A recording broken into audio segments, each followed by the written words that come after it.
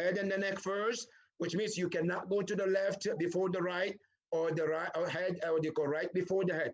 It has to be in the order, sequence, right? So then after that, when you wash the second water, which is the ma'ul kafur, then you come with the pure water. And here is many very important thing. The water that you wash, it shouldn't be too cold or too hot. Right? As you put the water, you have to make sure that it's not too hot and it's not too cold. It should be somewhere like a little warm, where it's not too hot that it can burn, and it's not too cold. Somewhere in the middle, where it's when you touch or you feel it's very comfortable, right? And as you wash, you have to be extra gentle. And it's recommended while we wash the body, we do dua for the marhum. That is the first part of the ghusl. Now, after you finish the ghusl, you have to dry the body before you put the kafan, right? And you can dry the body with the towel and make sure that all the body is dried out. Then you go to the next part, which is the called al-kafan or takfin. Now, there are other things called tahnit. I mean, Sayyid will talk about that, which is putting the camphor on the 7th part of the body, right? On the forehead, in the arms, just wipe a little bit, in the hands, and then on the knees, and then on the big toes. This is before the kafan, before the kafan. Now, the kafan also is 3 parts. The wajib part is 3 parts. Part number 1 is called mi'zar. Mi'zar is a piece of cloth, right, which is called kafan. And in many cases, you see it's already divided for the male, for the female. So for the first part, you have to wrap the first piece on the waist of the marhum. Okay, from waist until it covers the knees. All right, from the waist, you wrap it like the way mostly people wrap the towel, or the way we wrap, what you call ihram when we go to the Hajj or Umrah. So you wrap it from the waist, and it should go all the way, cover the knees. That is the first part. But this is the wajib part. But the mustahab, if it can go even from the chest all the way to cover the knees, is mustahab. To give it more cloth, more covering the body. That is number 1. And number 2 is called qamis. Qamis is, you sew it, it's something like, you don't sew it. It's the piece that you put on the marhum from the head, and it covers the shoulder, and it comes all the way to the thigh. Okay, it comes all the way to the thigh, and that is called qamis, right? And then the third part, which is the biggest cloth, which should be enough to wrap the entire body, okay? And not only entire the body, can even cover the head and the feet all together, meaning the entire body can be wrapped up into that piece of cloth, okay? It's a big wide that you put the deceased in the middle, and then you can take the one part and overlap this side, and this one overlap the other side, right? That is how you cover the body with that third piece of cloth. Now, there are other mustahabbat also in the kafan that is recommended. For example, if it's a woman, you make a hijab, a small, like a hijab for the head to be covered. If it's a man, it's mustahab to do something like a mama, or just to cover the head, like a hat or something like that in that sense. Then after that, when you finish, it is mustahab to wrap, and by the feet, put like a knot, right? You wrap it there, and then by the head, and then the middle as well. But these all should be untied when the body is put in the grave. Now, this is one of the wajibat. Now, quickly, let me say that there are some few mustahabbat that is not a bad idea to know. One is the body or the person who is given ghusl, right, should be also in the, the person that's doing the ghusl should be in the state of tahara, which means he shouldn't have something like he has a ghusl on him. No, he should be free from the ghusl. Doesn't have any wajib ghusl on him. That is number one. And number two is mustahab to give the body also wudu. Okay, it's mustahab. It's not wajib. It's mustahab that you can do wudu with the marhum, with the deceased. It's good. Now, the third thing is it's mustahab continuously giving dua as we doing ghusl. And the best dua you can start by doing for a second and then read Surah Al-Fatiha and then continue. Oh, Allahumma arham. Oh Allah, be pleased with, and you mention the marhum as you do it. Allahumma gfirhu warhamhu warhamna ba'da as you do it. That is also mustahab. And also, it's also mustahab to make sure that the ghusl is done under or in a place that is covered. Shouldn't be done ghusl in the open place unless it becomes necessary. There is no any way out. That's one thing. But it should be a place that is covered so that the dignity of marhum is covered in that situation, inshallah. This is just a brief about al-ghusl and kafan. I would like to stop here and have Sayyid to take it over from here, inshallah. Thank you, Sheikh.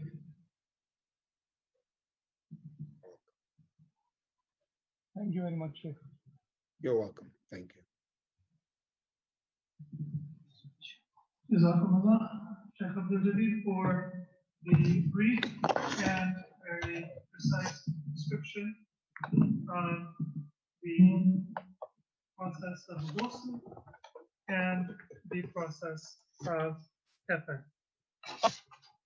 We will have an opportunity for questions. For those of you who have never actually done this or observed it, I can imagine that it might seem kind of confusing, but it is simpler than you might think. So we will have, inshallah, a little bit of a practical demonstration in just a few moments, so that what Sheikh Abdul Jalil described can become a little bit more visible for you. And then we will have an opportunity for your questions. But there are a few points that I would like to clarify before we move to the practical demonstration and then we move on to questions. The first is that in normal circumstances, we do a ghusl, which is a washing of the body as Sheikh described. There are certain cases where perhaps because of the body starting to decompose or because of the body having been injured, maybe burned in a way where water is going to damage the body or it will cause the body to disintegrate. So if it's not possible to wash the body, then instead of ghusl, tayammum is given. And the way that you will do tayammum is that the person who is performing the tayammum, meaning the living person, will use their hands to do tayammum on the forehead and the right hand and then the left hand of the mayyit. And as a precaution, if it is possible, you can also do that tayammum with the hands of the mayyit, him or herself. So the first thing is that you should remove any ring or anything that you would be wearing or any other obstacle. Strike your hands on the earth or the dust, and then you can shake your hands. You will wipe on the deceased from the hairline, or if the person has a receding hairline or is bald, from where the hairline normally would begin, the place where the forehead begins, and you will wipe with the palm of your hand down the entire forehead up until the top of the eyebrows. And then you will wipe the right hand of the deceased with the palm of your hand all the way until the tip of the finger. And then you will wipe the left hand of the deceased all the way till the tip of the finger. So when washing the dead body is not possible, then you will perform tayammum of the dead body. And that will become relevant for us when we talk about the special circumstances in light of the COVID-19 coronavirus. The tayammum is done once. So if you are not able to do the 3 washings with the lote leaves, camphor, and pure water, as Sheikh described, and if you have to do tayammum instead of that, then you will do a single tayammum and then proceed to the shrouding.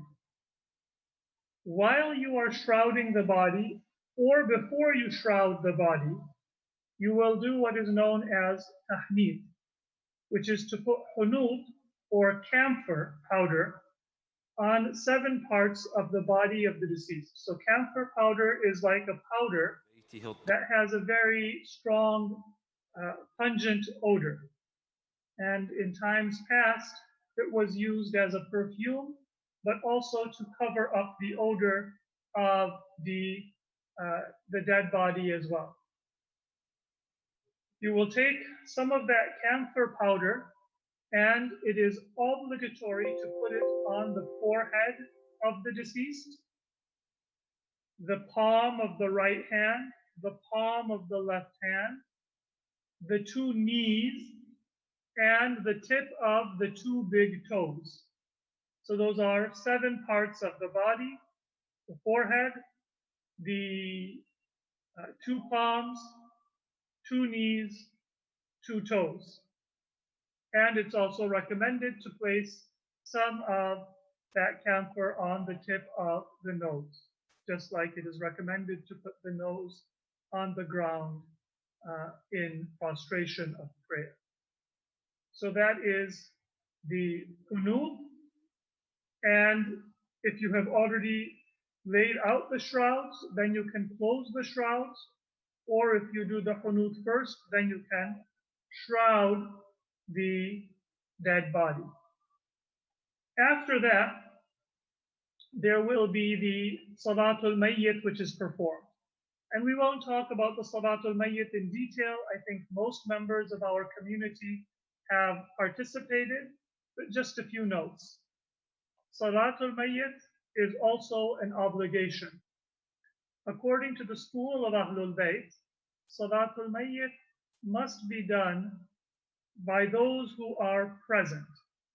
So there is no Salatul Ghaib, or people who are in a different city, for example, or are not present at the Janazah, at the funeral. They cannot perform Salatul Mayyit. They can do dua, and they can pray for the Mayyit. They can do a recommended 2 rak'ah prayer and dedicate the thawab to a Mayyit. And those are all good deeds. But the specific Salatul Janazah is done by those who are present. Given the fact that it has been recommended by health officials for a large number of people not to congregate, it is strongly advised for a minimum number of people to be participating in the Salatul Janazah, and those members of the family who may have been in close contact with the deceased, if the deceased is suspected or known to have the coronavirus, they should not participate so they don't risk infecting other people. And people who are elderly or immunocompromised or sick, they should also not participate in the Salatul Janazah for the same reason, to avoid damage to their own health or the health of others. Instead, they can do dua and they can pray for the deceased, and Allah will allow the reward for that to reach the deceased. So Allah does not want us to try to honor a dead loved one or family member by putting our health or others in jeopardy. We honor the deceased by honoring the command of Allah and preserving our well-being and the well-being of others. So if there are people who are going to participate in the Salatul Janazah, the Namaz Mayyit, then that should be maybe 5 or 6 people. In some cases, health officials have said that a gathering of more than 10 people is not recommended, so that is to be maintained. You can maintain a larger than normal distance between the people who are praying and between the person who is leading the prayer and the participants in the prayer, as long as it is not such a large distance that the form of the prayer is lost. So for example, if you have a yard or a meter between people and you are not standing close to one another, then that will be preferred. Small number of people. The prayer of the deceased, as many of you know, it consists of 5 takbeers, and then there are 4 short du'as that are recited in between the takbeer. One of those du'as, usually the last one, is a du'a for forgiveness and for mercy for the deceased mu'min or mu'minah. In this circumstance where we have to be aware of distancing from one another, physical distance from one another, it is advisable to perform the funeral prayer, the Salatul Mayyit, the Namaz Mayyit, in the cemetery just before burial as well. So that way there is less mingling and handling of the body, and it is perhaps safer for all involved. So that prayer can be performed in the cemetery just before burial. So Salatul Mayyit, and then after that there will be the burial. The burial will be performed as normal, preserving the hygiene and the health of all involved. So once again, there should be a minimum number of people. Normally, one person enters into the grave and holds on to the shoulders of the deceased when the talqeen or the recitation of the articles of faith is done. But that is not a requirement. So the body can be lowered into the grave. Nobody needs to enter into the grave, especially if there is a risk of the coronavirus. The talqeen, the recitation of the article of faith, can be performed by the side of the grave, and the believers can stand at a distance. So that is not an obligation, and it is not an obligation for anybody to enter into the grave and hold the shoulders of the deceased. Sometimes people wish that the deceased person can have the normal procedure, but remember, all of these alternatives that we are talking about, they are the proper instruction of Islam for that circumstance. So don't think that if we are doing tayammum in place of ghusl, or if we are not even able to do tayammum in an extreme case where there might be a virus that is so contagious that even tayammum is risky, then the burial is to be done without ghusl or without tayammum. That is the teaching of Islam, and that is proper. Just like, for example, if I am alive and I am supposed to do ghusl, but ghusl is dangerous for me. So then the proper way for me to prepare myself for salah is to do tayammum. And if I say, well, no, I want to feel pure and I want to do ghusl, that is not correct. Because in that circumstance, Allah has commanded me to do tayammum. He has not commanded me to do ghusl. So if you ever have a family member who says that, can we do the ghusl? Can we do the tayammum? Can we do the normal procedure for the funeral prayer or for the burial when it is not advisable for health reasons? Then remember, when you follow the alternative teaching that Islam has given us for emergencies and for safety, that is the proper way that is fulfilling the command and the obligation given by Allah. Nothing is deficient and nothing is missing. If a small number of people are present, because that is what is needed for health, that is the proper way. And Allah, in His mercy, is all-encompassing. We shouldn't feel that there has been something missing from the funeral of our loved ones. So that concludes the basic description of the process of burial. Let me just say a few words. Sheikh Abdul Jalil referenced the importance of ihtibar when the believer is on the deathbed.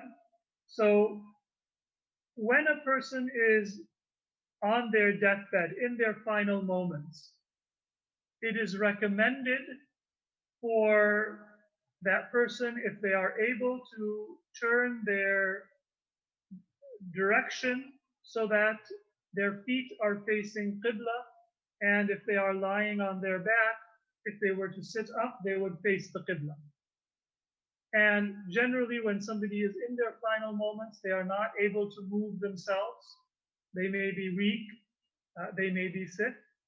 And so if it is safe for somebody else to do that with the permission of the guardian of the person who is on the deathbed, then it is an obligatory precaution, an ihtiyat, to turn that person so that they are facing Qibla in the way described. And if it's painful or difficult for a person in those moments, then it is recommended to take that person to whichever part of the house they used to perform prayer in, if they are at home. And if they are at home or in the hospital and you can be present with them and do talqeen, remind them of the testimony of one God, prophecy of Prophet Muhammad sallallahu alaihi wasallam, the names of the imams and the basic articles of faith, then that is recommended at that time and it can provide some consolation for the deceased. When a person dies, then it is recommended as soon as possible before the body comes cold, close their eyes, close their mouth, and if you can tie their mouth closed so it doesn't open, it is more dignified if the mouth is closed. So if you can tie it, that will preserve that state and the mouth will stay closed. Straighten the hands by the side of the mayyit and straighten the legs so that the body of the mayyit is straight. And then it is recommended to cover the deceased Muslim with a cloth, to light a lamp so it is not dark in their presence, and to recite Quran until the preparations can be made for the ghusl. So that is just a reminder about the rules of the deathbed, ihtibar it's called. So let's now look at some of the practical rules of the washing and the shrouding. I want to demonstrate it in a general sense. And inshallah, we have a brave volunteer, Brother Ahmed Abbas, will demonstrate for us just the general procedure that was described earlier for washing and shrouding. Those are the main parts that we need volunteers for, and that often it helps to have 3 or 4 people present to help with the lifting of the body and the positioning of the body. So if you give us just a few moments, we will set this so we can have a visual demonstration of how to wash and shroud a body in preparation for prayer and for burial. Just bear with us for a few moments while we are setting up, and then inshallah we will be with you once again.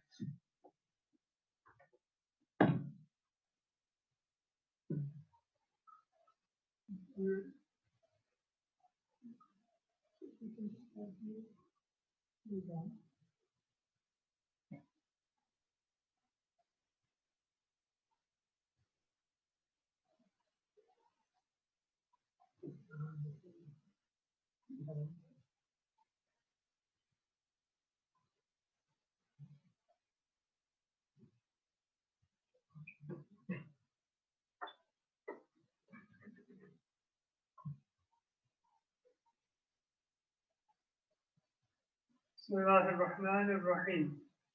So we listened to the description by Shaykh Abdul Jalil. Now I am going to not have water, but we are going to describe the procedure verbally and give you a little bit a visual idea. So when the dead body is being prepared for washing, you will, of course, make sure that you are always being very gentle with the dead body. We have many ahadith that say the respect and the honor that is due to a Muslim is the same when they are dead as when they are alive. So the body should be handled delicately. That is why it helps to have extra volunteers, so somebody can hold the head as people are lifting and turning the body. Make sure that the head, for example, does not fall to the ground, or the body is not being handled in an abrupt manner. The private parts will always be covered. So you will put a towel or a cloth to cover the private parts. And when washing, we want to make sure that the water gets everywhere, but of course, we are not going to touch those parts of the body that are private. So the water will be made to flow. Many places they have a hose, and that is very easy to use to wash the body. And if there is not a hose, then you may have to use a jug or a container of water that you can take, and you can pour the water on the body. Now,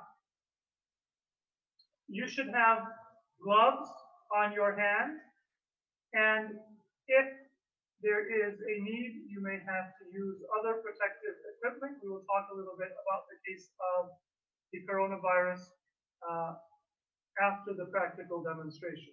But even in normal cases, you will have gloves, you will have an apron, and you will wash the body. Let's say that we do not have a hose, so we have a container of water. It will begin by washing with the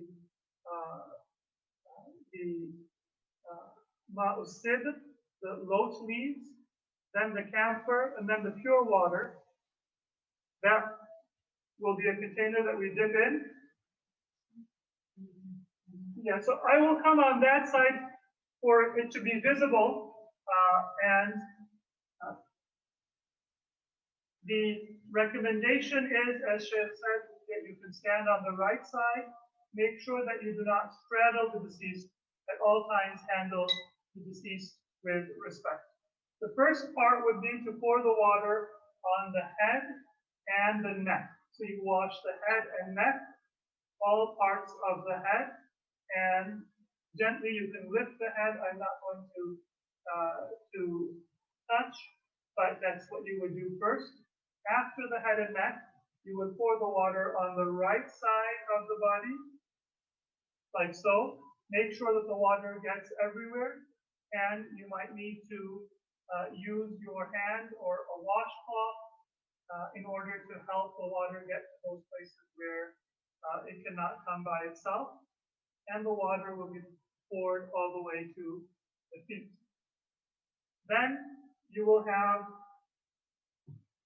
ideally, if you have enough volunteers, one person hold the head so it doesn't move, and two people lift the right side so you can complete washing the back and the right side from underneath. So if you imagine we have two people holding, then we can wash underneath and make sure the water gets everywhere. Of course, if you have a hose, then it will be much easier. And then you will do the same thing with the left side of the body. You can pour the water on top first from the shoulders and wash the lower part of the neck again, all the way to the tip of the toes. And then one person ideally can hold the head. Two people can lift the left side of the body in order to help you pour the water and get the water everywhere. So the first washing will be with lotus leaves. The second washing, the entire procedure will be with camphor water. The third washing will be with pure water. And before you do the ghusl, it is helpful to do a thorough washing with soap, shampoo. Make sure that there is no najasa, there are no tubes, there is no tape, or any other obstacle on the body. That way you can do the ghusl much easier. However, if you do find that there is some blood or some najasa that comes out before the ghusl, during the ghusl, or after the ghusl, just clean that najasa, wash that najasa away, and then if it's in the beginning or the middle of the ghusl, you can continue. So that will be the process for the washing in normal circumstances. Now, you can stand up. Thank you. Let me just briefly show how the kafan will look. So, once again, as Sheikh described, the first part of the shroud will be the what is known as the izar, or some people refer to it as the chadar. That will be the cloth that covers the entirety of the body, and as a precaution, it should be big enough that it extends above the head and beneath the feet so that it can be tied and it will overlap when we put the body on that cloth. Then there is what is known as the qamis. That is the shirt.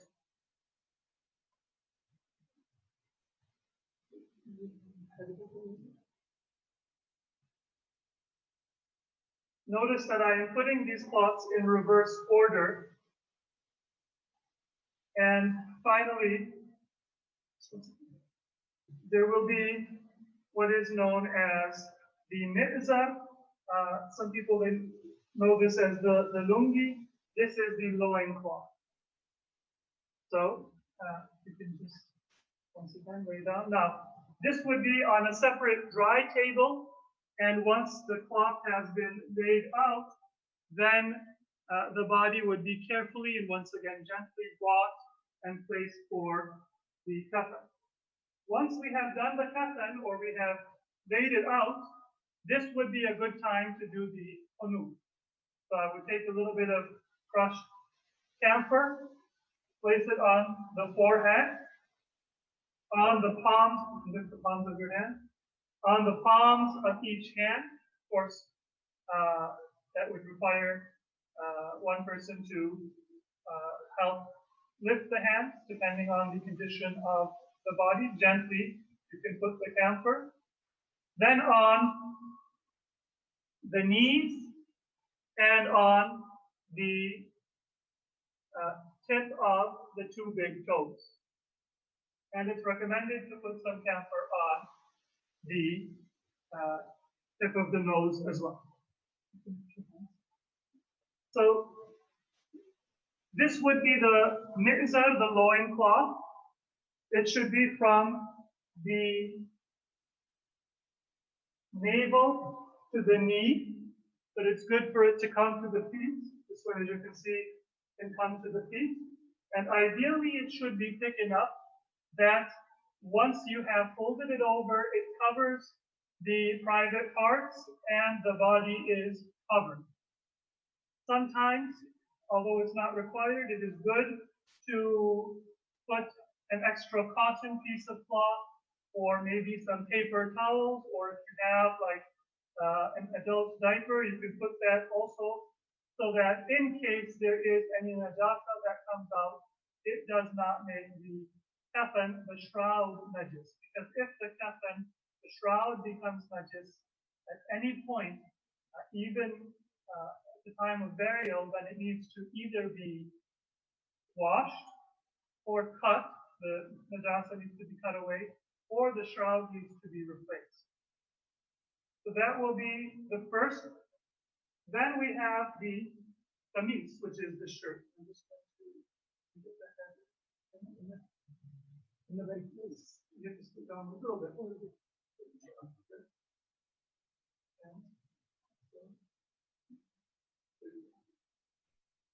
So this is the kameez. You can see that it's once again recommended for it to be white cotton cloth. In many cases, if there is dua al-jawshan al-kabir or dua al-jawshan al-saghir written on it, that has been recommended by fuqaha. So the shirt, and you can tuck that in. And then above everything is the third and final cloth, which would be the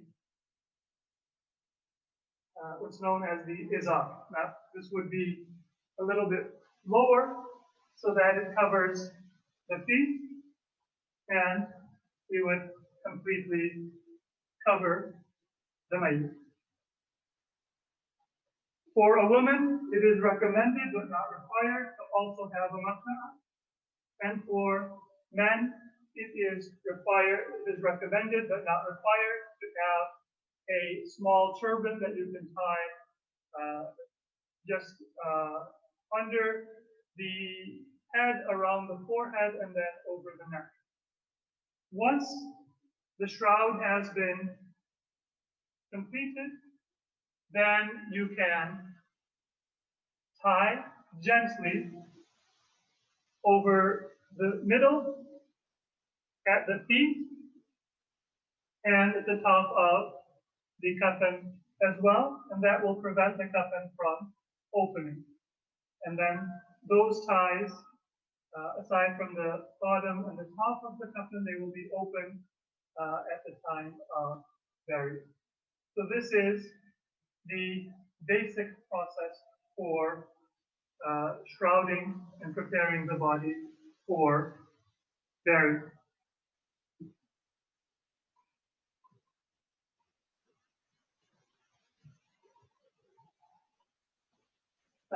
There are also recommended acts.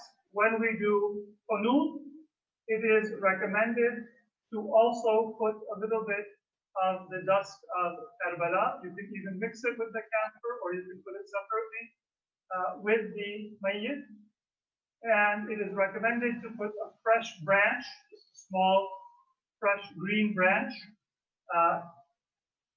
on the body of the mayyit on the right side, and then over the kameez on the left side by the collarbone. That is a recommended act, but it is not required. So those are the basics. As you can see, it is not as complicated as it looks. It does take a little bit of experience to feel confident. But let us move now to questions, and then to any of the specific requirements due to the current health concerns. So we will just take a moment to be ready for the questions.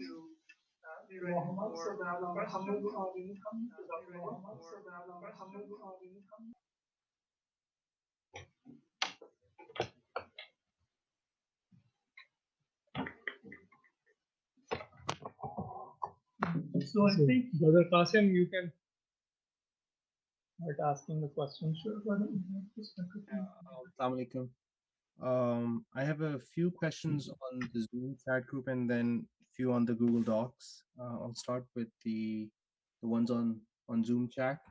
And as I'm going through them, some of them may have already been answered by you. So I'll just pass them. Okay. If someone, so this question is from AK was to everyone. If someone has ghusl janaba, ghusl mayyit will suffice. And the second part of this question is, can you do irtimazi ghusl? So the first question was, if somebody dies and they are in a state of janaba, or if they die and they are in a state of hayd for a lady, or nifas, they do not need to do any, you do not need to give them any ghusl other than the ghusl mayyit. So the washing with the loth water, ma'ul sidr, the camphor water, ma'ul kafur, and the pure water, al-ma'ul qarah, that is all that is needed. Nothing is needed to substitute for ghusl janaba or for hayd or for nifas. And the washing of the dead body should be done in the tartibi ghusl, the sequential ghusl that we described and that Shaykh Abdul Jalil described, but not in the ghusl by submersion, which is known as al-ghusl al-iltimas. This next question is, I think you've already answered this. The question was, so you have to wash the entire body before starting ghusl, and I think you answered by saying you can wash it with shampoo or soap before starting the ghusl.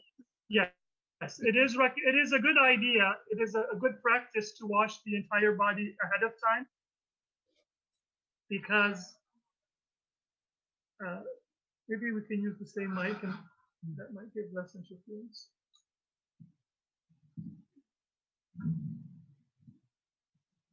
So yes, those three ghusls that we described with, so when we, again, just to repeat, when we say that water with lote leaf, what we mean is that you take the powder of the lote leaf, and let's say that you have a bucket of water, you put in enough that people would say there is a mixture of lote leaf in it, but not so much that people would not call it water. Right? If I put in maybe like a pound of lote leaves, then it's no longer pure water. It has to be pure water, but it shouldn't just be one or two little specks, because then people would not say that it has been mixed with lote leaves. So it still should be pure water. That's the first washing. Second washing is the same amount of camphor. Third washing is with pure water.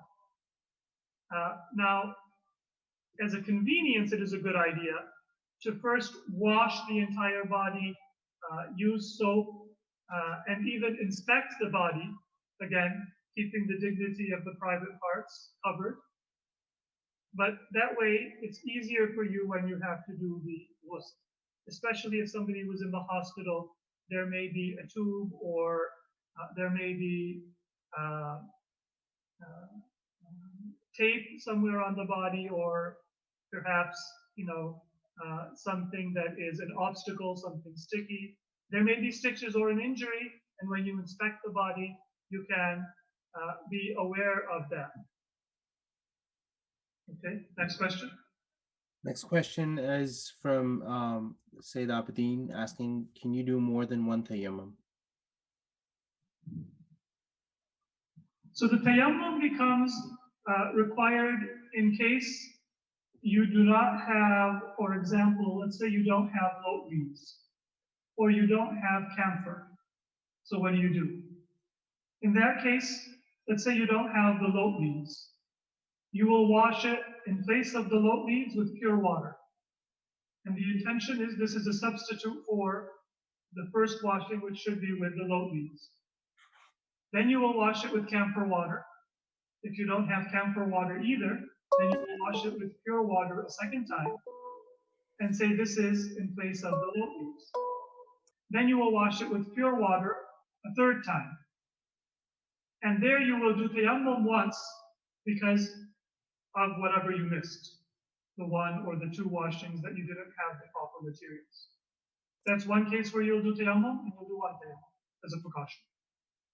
The other case you'll do tayammum is if the body is not in a condition, let's say, God forbid, it was a drowning victim or a burn victim, or the body is decomposed, or if the body is infected with, for example, a very contagious virus like the coronavirus, you don't have protective gear, it's not safe to wash the body, then you will do tayammum. And you will only do one tayammum, you don't do more than one tayammum. Next question. While we're on that subject, I'm skipping one question to go over the next two, and I'm going to go over them together. One question from an anonymous person is, can we do tayammum over the plastic bag in case of corona? And then the second question from Muhammad Sabir, can tayammum of deceased infected with coronavirus be performed with gloves on, or must it be with bare hands? So now we come to the question of the current situation. If the deceased is either known or suspected of having coronavirus. Sometimes people complain that our fuqaha and our jurists, they have, different fatwas. Why can't they all have the same fatwa? Well, that's not just our religious experts. In any field, there is always going to be different opinions. The standard of Islam is clear. Where there is a danger to you or others of death or illness or the spread of the contagion, then you do not do that normal part of this burial process, even if it is normally wajib and obligatory. However, does that apply to, for example, doing the ghusl? Well, here you'll get different opinions. In the US, in different countries, many experts have said that the dead body is not a risk for the spread of the coronavirus, and with protective gear and precautions, it is safe to wash the body. Others have said that you should err on the side of caution. The standard from Islam is clear. If there is a realistic, a reasonable person would say that there is a fear of spread of contagion, of becoming ill, of making other people ill, then you are not to do the ghusl, you are not to do the tayammum with your own hands, you are not to do the qunut with your own hands. Safety of yourself and others comes first. The standard is clear. The question is the application of that standard. And of course, this is still a relatively new illness, so if new information comes, new recommendation comes, then you would follow that. But to make it simple, number one, follow the guidelines of health officials.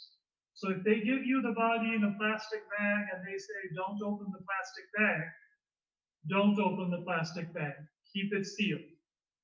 According to some fuqaha, you can do tayammum on top of that plastic bag. According to other fuqaha, that is a case where you cannot do the tayammum and you cannot do the ghusl, so you have no obligation. So as a precaution, you can do the tayammum on top of the plastic bag. It doesn't do any harm.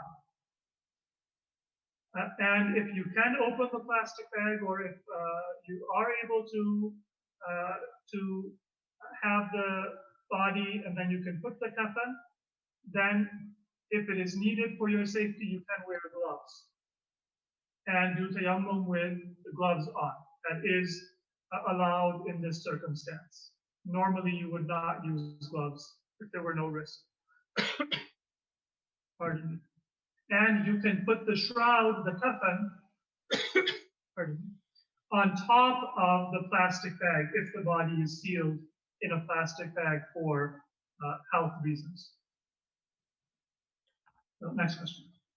So while I have more questions here on Zoom, I'm going to slightly switch gears because I think we're short on time also. Let's go to the form. Yeah, I'm going to go to the form. The first question that I'm seeing here is from Masood Hasnan. The question is, if I'm the only Muslim at a death of a Sunni brother, all others are non-Muslims, am I allowed to perform ghusl for Sunni? Is the Sunni ghusl method very different from the Shia method? No, generally speaking, the method is very similar. The differences are more in recommendations. Yes, it is permissible to perform the ghusl for a Sunni. A Muslim should perform the ghusl of a Muslim, except in certain exceptional cases. So if you are the only Muslim, you can have a non-Muslim there to help, maybe to give you water or to help, but you should make the intention because it is an act of worship, and you should perform the ghusl. Before we move on to the other questions, because it is, we are short on time, I do want to reiterate once again, this is a very blessed act. I mean, imagine if somebody is going to meet a very powerful and a very influential person. You might want to meet that person and say, remember, to put a good word in for me. The dead body that you are washing is going to meet Allah, is going to meet the Prophet of Allah, is going to meet Ahlul Bayt, alayhimus salatu wassalam. If you volunteered to help with the washing, the shrouding, participated in the funeral, then you are the last person to show a kindness, and that deceased person will repay that kindness. Ahlul Bayt, Allah subhanahu wa ta'ala will repay that kindness. It is a kindness and an act of charity for the grieving family at their most vulnerable time. So it's very important for us to give importance and to step up.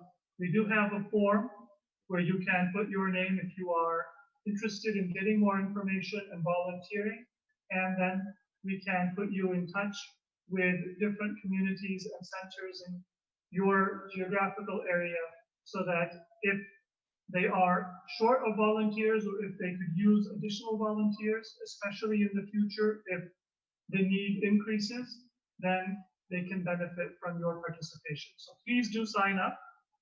If you are part of a community already, then contact your masjid, say that you would like to volunteer, and it will be an act of kindness and an act of great reward. So let us take whatever questions we have remaining in a few moments, and inshallah, then we will end before it is time for Maghrib, at least here on the East Coast. One of the questions in the forums is from Ajwad Naqvi. What if a person has passed away in a non-Islamic country and was not given ghusl before burial? What happens to the deceased in the after? So there are rules about that. If time has passed and it would be either insulting to the deceased person or it would bring dishonor to them. For example, if the body might have decomposed or have a stench, then the body is not to be disinterred and given the ghusl. So if that is the case, then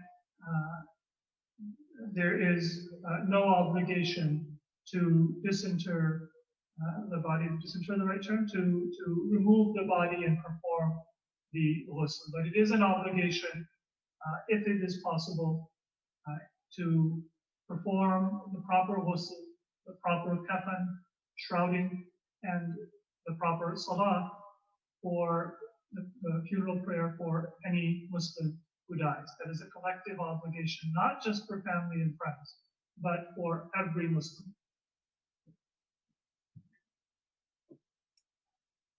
I'm jumping back to the questions from the chat from Zoom.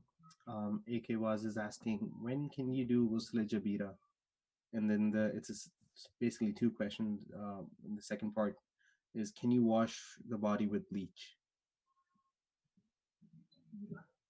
So we're not going to talk about ghusl al-jabira because that is for a person who is alive.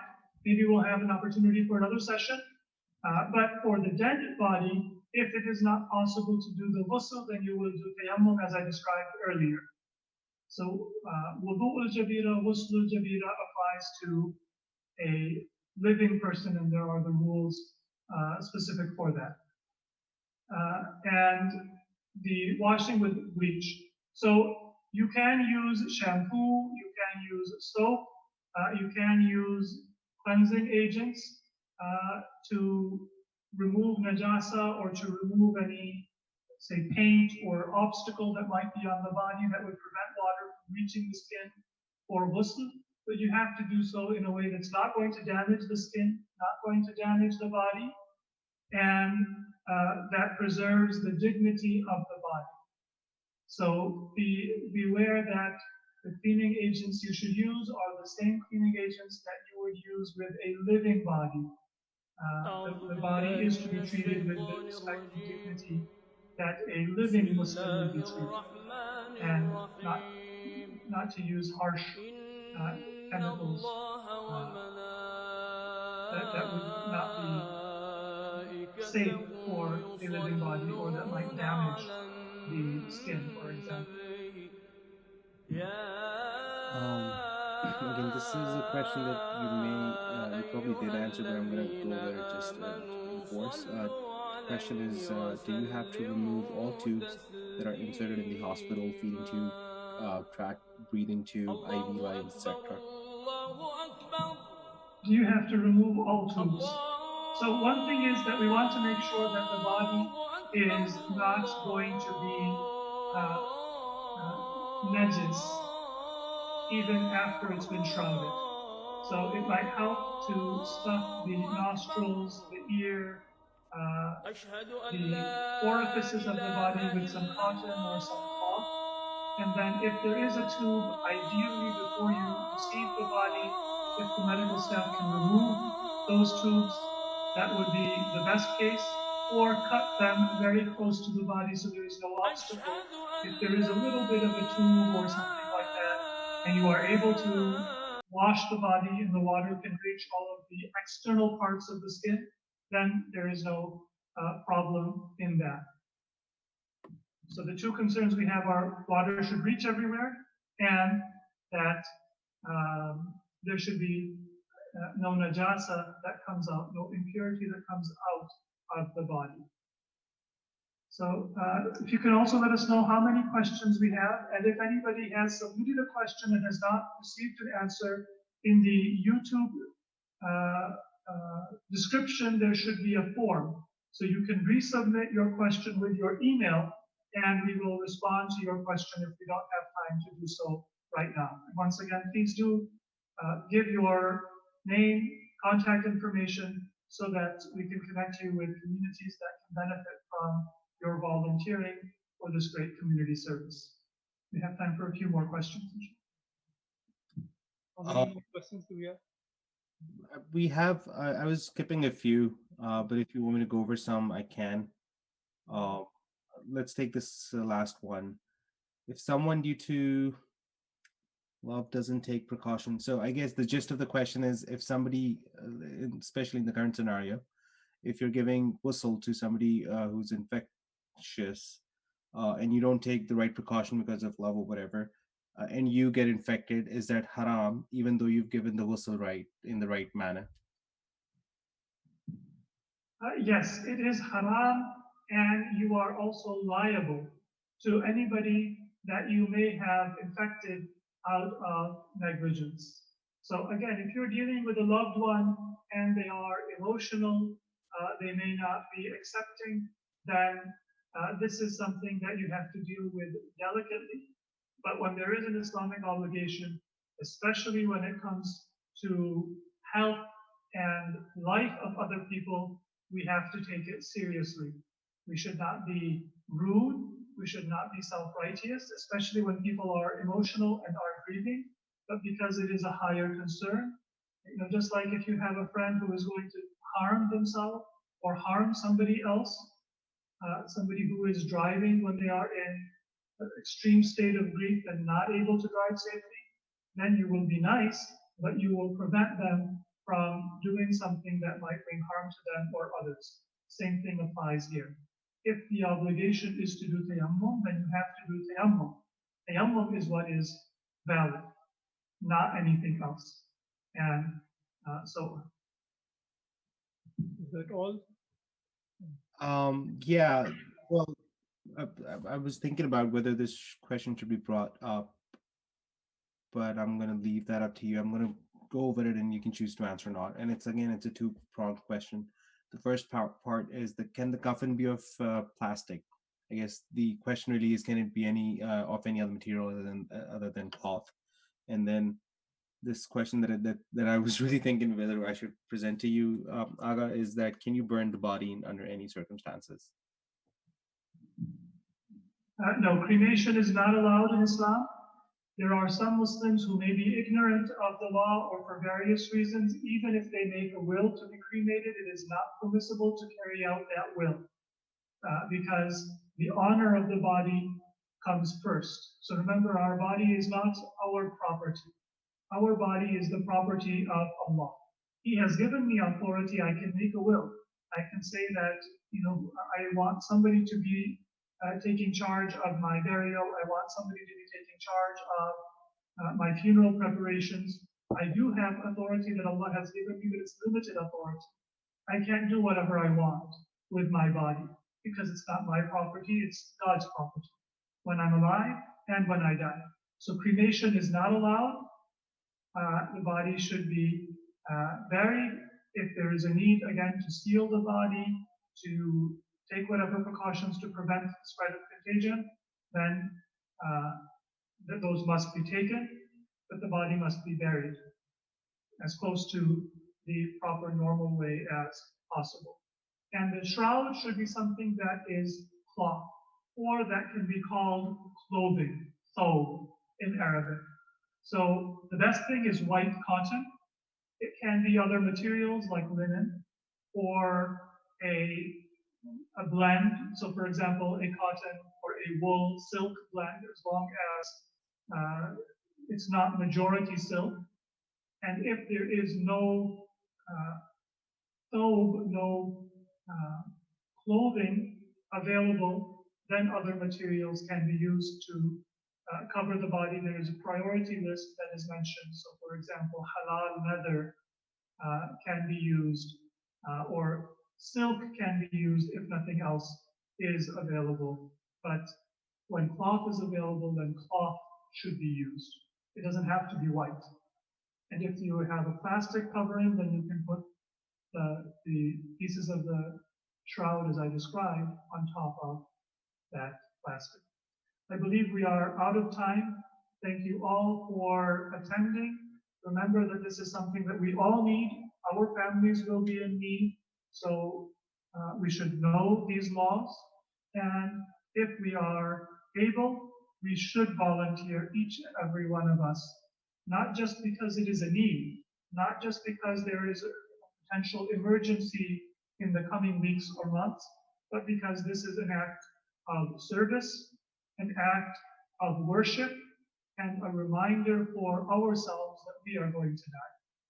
May Allah protect all of us and all members of our community, and may Allah grant us the tawfiq to come to the assistance and be of service to our fellow community members when they are in greatest need. Wassalamu alaikum wa rahmatullahi wa barakatuh.